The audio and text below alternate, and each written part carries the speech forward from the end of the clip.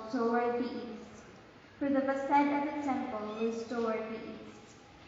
The water flowed down from the right side of the temple, south of the altar. He led me outside by the north gate and around to the outer gate facing the east, where I saw water trickling from the right side. Then, when he had walked off to the east with a measuring cord in his hand, he measured off 1,000 cubits and had me wade through the water, which was ankle deep. He measured off another 1,000 and once more had me wade through the water, which was now knee-deep. Again he measured off 1,000 and had me wade. The water was up to my waist. Once more he measured off 1,000, but there was now a river through which I could not wade, for the water had risen so high it had become a river that could not be crossed except by swimming. He asked me, "Have you seen this, Son of Man?" Then he brought me to the bank of the river, where he had me sit. Along the bank of the river, I saw very many trees on both sides. He said to me, "This water flows into the eastern district, down upon the Arabah, and empties into the sea the salt waters which it makes fresh. Wherever the river flows, every sort of living creature that can multiply shall live, and there shall be abundant fish, for wherever this water comes, the sea shall be made fresh. Along both banks of the river, fruit trees of every kind shall grow. Their leaves shall not fade, nor their fruit fail. Every month they shall bear fresh fruit, for they shall be watered by the flow from the sanctuary. The fruit shall serve for food, and their leaves for medicine." The word of the Lord.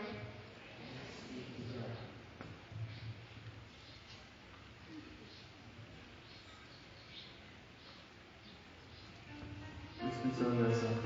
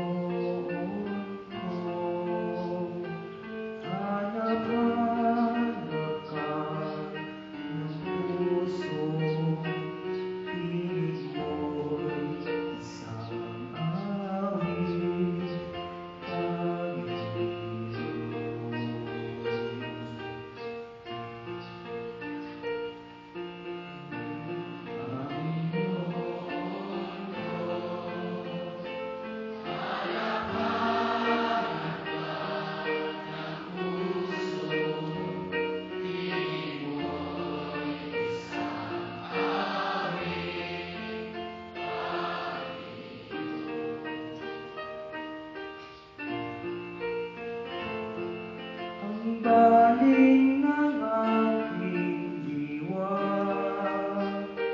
ay sa'yo, huwag nawang pababayaan masikhayo. Ikaw ang buntong hilinga ng buhay, dulot mo'y kapayapaan, pag-ibig.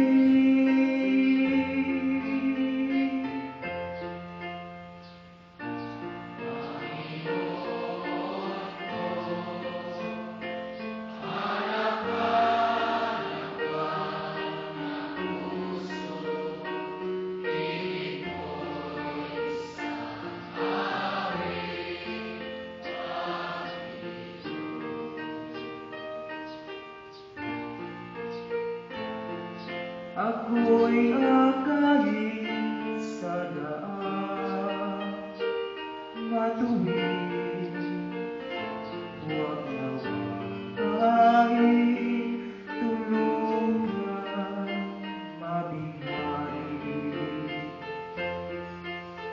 Sa panandalian na buwan, narinaw